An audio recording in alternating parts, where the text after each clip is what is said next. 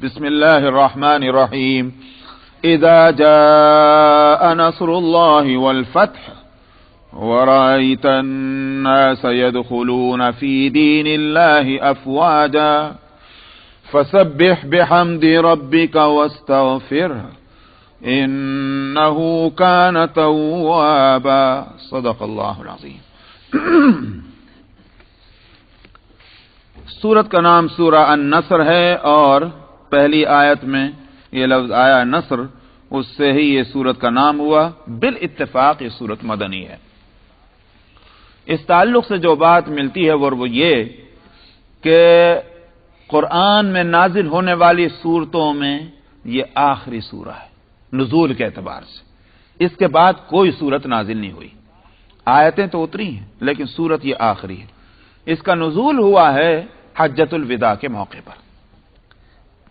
پہلے یہ سورت اتری اور اس کے بعد وہ آیت اتری ہے الیوم اکملت لکم دینکم واتممت علیکم نعمتی ورضیت لکم الاسلام دینا، کہ آج میں نے اپنا دین مکمل کر لیا اور اپنی نعمتوں کا سلسلہ بھی پورا کر دیا اور اسلام کو دین کی حیثیت سے میں نے تمہارے لیے پسند کر لیا.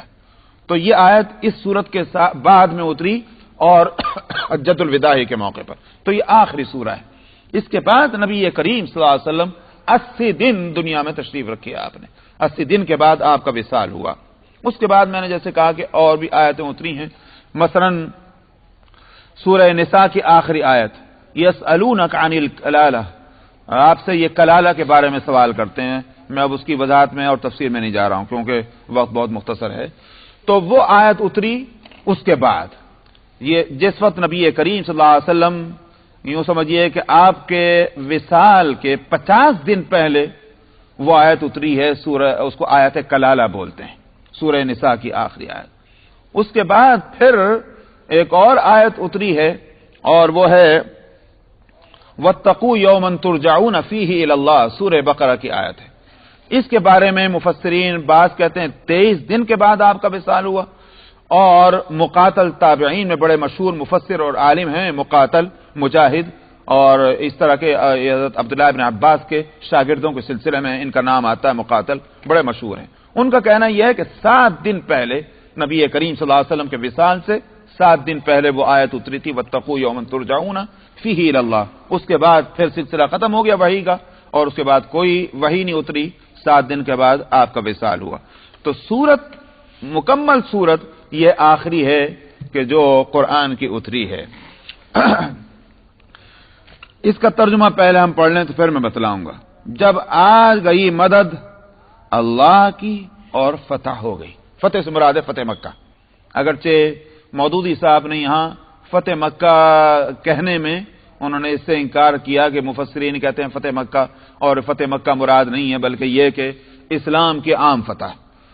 میرے نزدیک اگر تھوڑا سا اس کو غور کیا جائے تو مودودی صاحب کی بات میں اور دوسروں کی بات میں کوئی فرق نہیں ہے.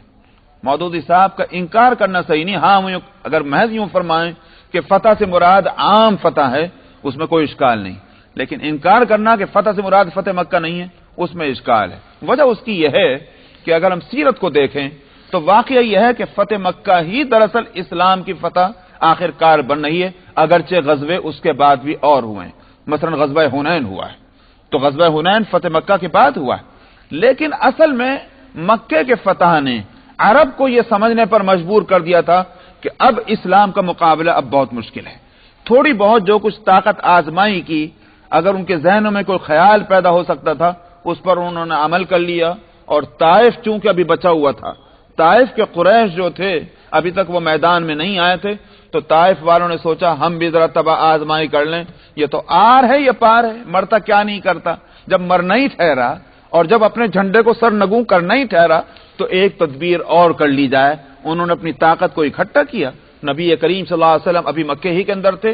فتح فرما کر کے آپ کو جیسے ہی اطلاع ملی تو آپ تشریف لے گئے اور آپ نے ان کو راستے میں روک لیا. نتیجہ اس کا یہ ہوا کہ ان کی وہ طاقت بھی ٹوٹ گئی. تو فتح مکہ سے کچھ زیادہ وقت نہیں گزرا، تھوڑے ہی دن کے بعد یعنی 2-3 ہفتے کے بعد ہی یہ غزوہ حنین ہوا.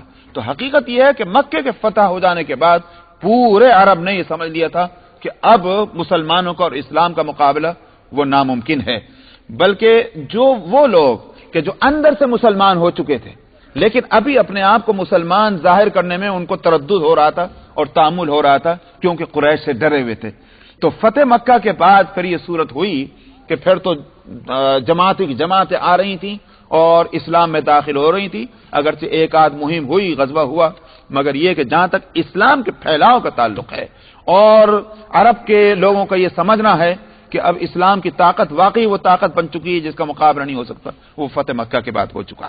اس لیے فتح سے مراد جو تمام مفسرین لے رہے ہیں وہی معنی مراد لیے جائیں گے، اور وہ ہے فتح مکہ۔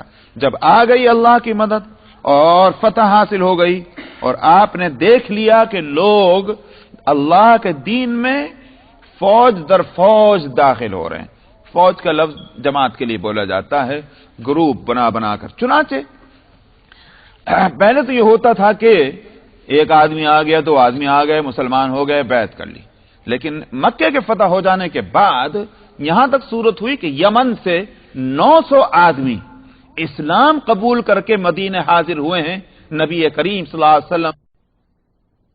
ہاں، حضرت عمر رضی اللہ عنہ نے اس صورت کا تذکرہ کیا، صورت پڑھی سورہ النصر، اذا جاء نصر اللہ، اور پڑھ کر کے ان صحابہ سے پوچھا کہ تمہارا خیال اس تعلق سے کیا ہے، تمہارا علم کیا کہتا ہے اس صورت میں کہ اللہ سبحانہ و تعالیٰ اس صورت میں کیا فرما رہے ہیں؟ انہوں نے کیا کہ اس میں ایک نعمت کا اظہار ہے، اللہ سبحانہ و تعالیٰ نے جو نعمت مسلمانوں کو دی ہے اور مدد فرمائی ہے ان مشکل ترین حالات میں، اس کی اطلاع ہے۔ اس کے بعد عبداللہ ابن عباس سے پوچھا حضرت عمر نے کہ تم کیا کہتے ہو؟ انہوں نے عرض کیا کہ امیر المومنین اس میں نبی کریم صلی اللہ علیہ وسلم کے وصال کی اطلاع ہے۔ تو حضرت عمر نے کہا کہ خیال تو میرا بھی ہے، مگر کیوں تم نے یہ سمجھا؟ اس پر عبداللہ ابن عباس نے عرض کیا کہ امیر المومنین، نبی دنیا میں ایک مقصد کے لیے بھیجے جاتے ہیں اور وہ مقصد ہے دین کا لوگوں تک مکمل پہنچا دینا، اور جب وہ مقصد پورا ہو جائے تو اب نبی کی دنیا میں ضرورت نہیں رہتی۔ اس صورت میں یہی بتلایا گیا، اللہ کی مدد آ گئی، مکہ فتح ہو گیا اور لوگ جو ہیں وہ دین میں داخل ہونے لگے۔ اس کا مطلب یہ ہے کہ جس کام کے لیے آپ کو دنیا میں بھیجا گیا وہ کام پورا ہو گیا۔ اب آپ کو کیا کرنا چاہیے؟ فسبح بحمد ربک واستغفر۔ اس کا مطلب یہ کہ اب آپ ہماری طرف متوجہ ہو جائیے، سمجھ میں آیا؟ اب ہماری طرف آنا ہے آپ کو، دنیا میں آپ کی ضرورت پوری ہو گئی۔ تو حضرت عمر رضی اللہ عنہ نے بڑی خوشی سے صحابہ کی طرف دیکھا اور صحابہ کو محسوس ہوا کہ واقعی ہماری نظر اس پر نہیں گئی کہ جو اس لڑکے کی نظر وہاں گئی ہے، تو اس دن سے ان کے دلوں میں قدر ہونے لگی۔ اسی لیے نبی کریم صلی اللہ علیہ وسلم کے بارے میں حضرت عائشہ اور ام سلمہ رضی اللہ عنہا یہ کہتی ہیں کہ اس صورت کے نازل ہونے کے بعد نبی کریم صلی اللہ علیہ وسلم نمازوں کے بعد خاص طور پر استغفر اللہ واتوب الیہ، سبحانک اللہم استغفرک واتوب الیک، یہ نمازوں کے بعد ہر نماز کے بعد پڑھتے تھے۔ یہ تو حضرت عائشہ کی روایت ہے، اور ام سلمہ رضی اللہ عنہا کی روایت ہے کہ آپ اٹھتے اور بیٹھتے بڑی کثرت سے یہ سبحان اللہ وبحمدہ استغفر اللہ واتوب الیہ اس کو بار بار پڑھتے تھے۔ میں نے عرض کیا یا رسول اللہ، آپ یہ بار بار اب پڑھنے لگے جو پہلے اتنا نہیں پڑھتے تھے، اس کی وجہ کیا ہے؟ تو آپ نے اس صورت کی تلاوت فرمائی اور آپ نے فرمایا میرے رب نے مجھے ایسے ہی کرنے کا حکم دیا ہے۔ تو اس لیے آپ کا استغفار اور تسبیح اور بڑھ گئی تھی، نہ صرف یہ کہ تسبیح اور استغفار بڑھ گئی، بلکہ ابو ہریرہ رضی اللہ عنہ کی روایت میں تو یہ ہے کہ آپ کی عبادت کی بھی مقدار بہت بڑھ گئی تھی، اور آپ اتنی طویل طویل نمازیں پڑھنے لگے تھے اس کے بعد کہ آپ کے پیر مبارک پر ورم ہونے لگتا تھا۔ اس لیے کہ اللہ نے یہ فرمایا کہ میری طرف متوجہ ہو جاؤ، فرمایا فسبح بحمد ربک، اپنے رب کے حمد کی تسبیح پڑھیے اور مغفرت چاہیے۔ مغفرت چاہنا ظاہر ہے کہ نبی تو ویسے ہی معصوم ہیں، مگر حاصل یہ ہے کہ کار نبوت کی انجام دہی کے اندر جو فرائض منصبی ہیں کہ نبی کے، اس کے پورا کرنے میں بلا ارادہ بھی اگر کہیں کوئی چوک ہو گئی ہو تو اللہ سبحانہ و تعالیٰ سے اس کی مغفرت چاہنی چاہیے۔ ظاہر ہے کہ جب نبی کو متوجہ کیا جا رہا ہے تو پھر نبی کے قائم مقام ہو کر کے جو دین کا کام کرنے والے ہوں، دین کی دعوت دینے والے ہوں، لوگوں کی تربیت اور اصلاح کا کام کرنے والے ہوں، ان کے لیے یہ سمجھنے کا کام موقع ہے ہمارا تو حق اللہ پہ قائم ہو چکا، ہم نے اس کے دین کے واسطے اپنی زندگی لگائی۔ نبی سے بڑھ کر تھوڑی لگا سکتا ہے کوئی، لیکن اگر نبی جو ہے اتنا مقدس کام کر کے بھی اس کے لیے ہدایت یہ ہے کہ مغفرت چاہیے، تو پھر ہر آدمی کو اس کا خیال کرنا ہے کہ ہم چاہے دین کا کتنا بھی کام کر رہے ہیں، اللہ تعالیٰ اس کو قبول فرمائے، اس کی مہربانی، اور ہم سے جو کچھ کوتاہی ہو اس کو معاف فرمائے۔